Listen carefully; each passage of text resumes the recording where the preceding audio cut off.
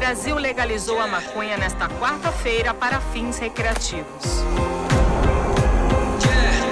O mundo lá fora é perigoso. Vocês estão entrando para uma família. Quem vai ser o primeiro?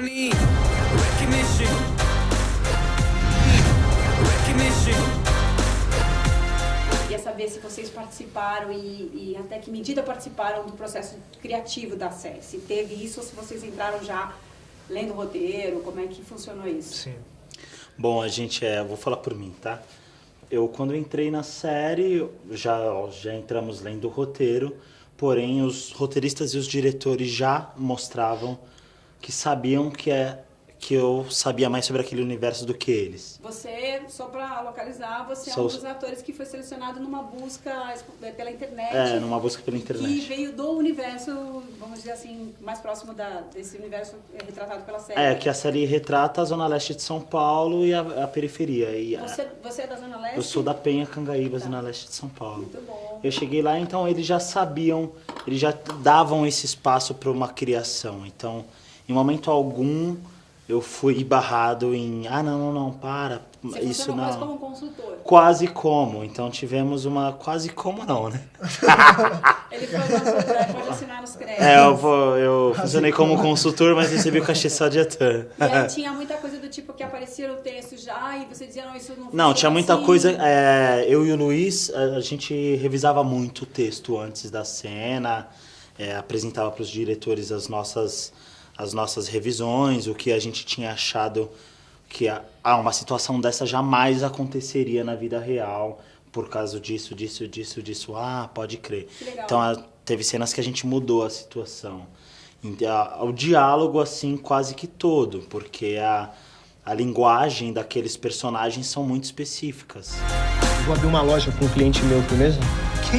Você pediu pra ele estar no colo. Uma das cenas que eu acho muito mais engraçadas do nosso piloto, só explicando, é a cena que a gente vê no Congresso as pessoas votando pela família, um coronel muito religioso votando que é contra uma droga do demônio e tal, e a gente tá vendo essa cena do ponto de vista de vários traficantes e eles falam, é isso aí, tem que votar não e tal. Eu acho que é muito curioso que, apesar, acho que desde o começo a gente já achava legal ter essa duplicidade esse duplo sinal. Os roteiristas, quando criaram essa cena, a série foi desenvolvida por muito tempo, um time de roteiristas incrível, o Cauê Larata, o Chico Matoso era o chefe da sala, aí o Cauê Larata, o Marcelo Starobinas e a Mari Trent, que eram os roteiristas, desde o começo tinha essa ironia, esse duplo sentido de que, isso que esse cara tá falando que é pela família, o tráfico também tá aplaudindo essa decisão, então tem essa ironia. Apesar da série, como institucionalmente não ser pró ou a favor da legalização,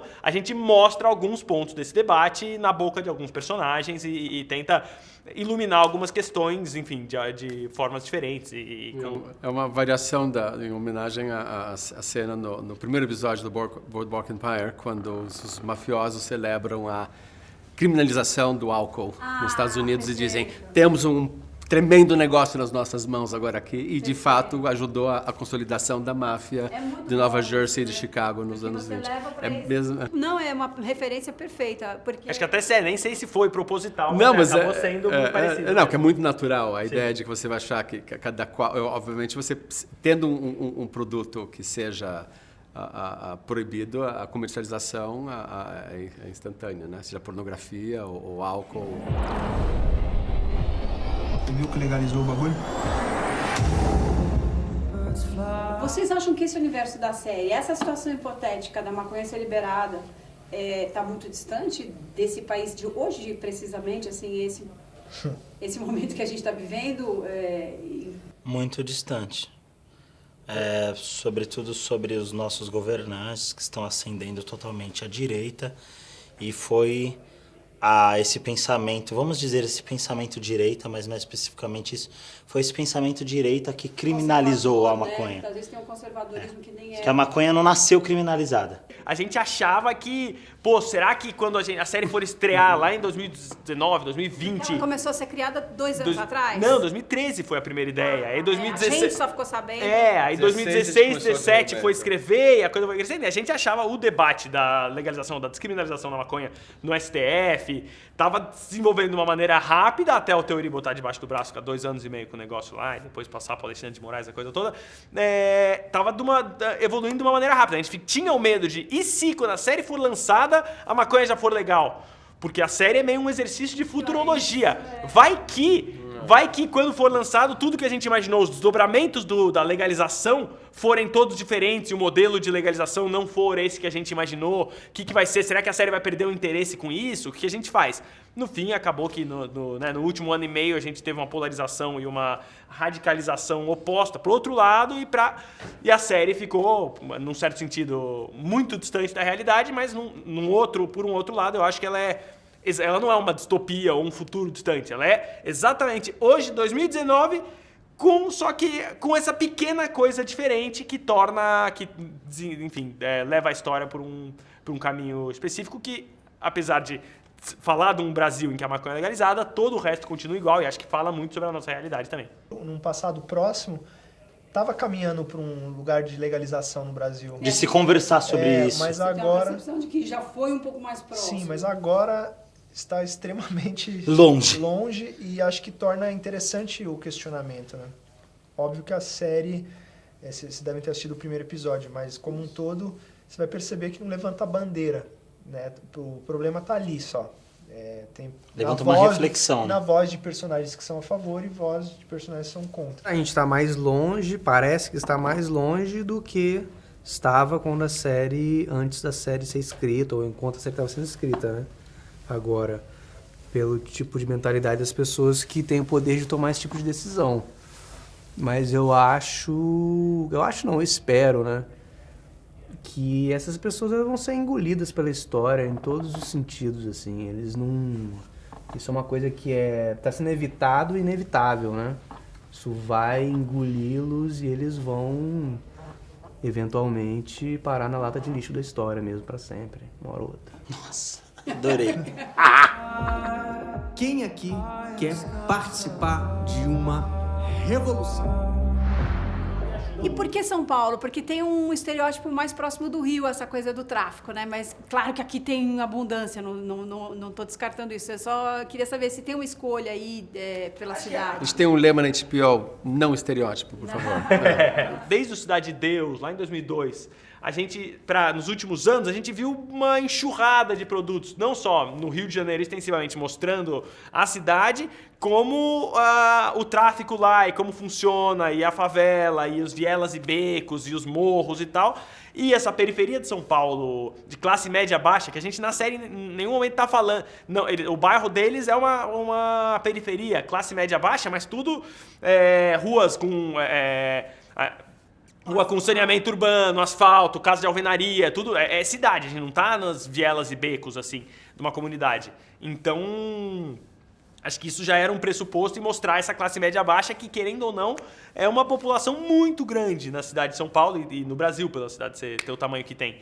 Então, a gente queria poder contar com uma verdade grande a história dessa parcela da população que muito raramente foi retratada na televisão, especialmente. Sempre tive essa questão de empoderar o personagem e tentar quebrar esse estereótipo. Então, eu trouxe essa ideia dele ter começado a fazer uma faculdade e ter trancado justamente quando o pai morreu para ele poder sustentar a família. Porque o personagem é um personagem totalmente fora da curva, né? Sim. É o cara criado dentro da comunidade, Sim. da favela, da periferia, enfim, como queiram chamar, mas que tenta fugir daquele... Sim, eu sou um exemplo que eu estudei em escola pública a vida inteira e fiz faculdade, né? Consegui fazer faculdade, fazendo Enem, enfim e tal. Então, mostrar que isso é possível. Vou correr pelo certo agora. Pensar em um investimento inicial, tem uma grana guardada? De quanto a gente tá falando? 400 pau. Eu não posso deixar de falar nesse momento preciso, assim, a gente está vivendo um momento aí de rediscussão de Ancine, tará. Não é interessante? Qual é o prazer de você poder trazer esse produto em uma empresa que vai bancar a conta e não precisa se recorrer ou se submeter ao crivo de um governo, né? Se vai ter financiamento ou não? A gente, obviamente, né, a gente tem um compromisso histórico já com a produção audiovisual brasileira. A gente viu com olhos muito próximos, participando desse desenvolvimento da indústria brasileira, a gente redobra o nosso compromisso com o conteúdo brasileiro. Eu acho que o Pico da Neblina é a demonstração da qualidade do que pode ser feito, da renovação do processo de contar histórias, né? de chegar a histórias novas de maneiras diferentes e tudo mais. Eu acho que isso para nós é um enorme orgulho, porque a HBO, de certa maneira, inaugurou a produção original desta maneira. E talvez seja o canal hoje estrangeiro que mais faça produções aqui com verba própria, né? Exatamente, exatamente. Nós cumprimos realmente com todas as outras questões de cotas e entendo. Mas essas decisões específicas, elas são realmente genuinamente conectadas com a produção de conteúdo brasileiro e redobra o nosso compromisso e só para deixar claro que eu sou a favor do financiamento, que o governo participe das produções todas que têm alimentado e fomentado muito o mercado, para não parecer que ajudou a criação do mercado independente que hoje em dia tinha. Válvula de escape, um canal de saída. Tem alguns polos que conseguem produzir ainda cobrindo com outros. É um mundo muito diferente de quando a gente produziu, por exemplo, Filhos do Carnaval com a própria O2 há 15, 16 anos atrás. Hoje em dia a gente encontra produtoras de todos os lados com uma capacidade criativa de contar histórias por todos os lados. Isso é muito importante. Tá mão na cabeça, moleque. Você não ia me contar? Eu vim pra pregar a paz. Eu vim pra trazer a espada. Mas como fazer para isso chegar onde precisa chegar? Porque tem mais essa questão, né? A gente tá falando de uma discussão que precisa perfurar as bolhas, né? Refletindo, né? Tem que refletir sobre para chegar lá. A série é mais uma dessas ferramentas de reflexão, mais uma possibilidade de que as pessoas falem sobre isso, independente se elas são pró ou se elas são contra. Eu, Kiko, pessoalmente sou muito favorável à legalização da maconha. Acho que é uma questão muito importante de ser debatida no Brasil hoje e quero crer que a série, apesar dela não ser institucionalmente contra ou a favor, ela mostra um pouco desse panorama, que alguém que odeia maconha, que odeia a legalização das drogas e que acha que é um negócio do demônio ou que seja horrível, consiga, assistindo o primeiro episódio, se envolver com os dramas humanos e pessoais que a gente está contando ali, se envolver com essas histórias, entender que é uma história humana, que tem como pano de fundo essa história da maconha, a pessoa pode continuar odiando a maconha e mesmo assim assistir os 10 episódios, se interessar pelo que está sendo contado e, quiçá, talvez até se ilumine com questões sobre a própria maconha e que a legalização da maconha poderia fazer, que a pessoa, sob o ponto de vista que a pessoa não tenha visto antes e deixar esse debate da legalização um pouco menos passional e mais racional, que eu acho que é positivo para todo mundo, né? Meu receio é que não, é série de maconha, é série de maconheiro, sendo que não é, né? É uma série que trata desse universo, né? E a maconha tá aí, queira você ou não, né? A série trata um produto que as pessoas consomem e algumas pessoas não consomem, e a série é assim. É uma isca, né, a maconha, né? E como o Henrique estava falando também, a série poderia ser sobre diversas outras atividades que são ilícitas no momento, né? Poderia ser uma série sobre aborto. Sobre legalização de armas. No Brasil, como é que seria?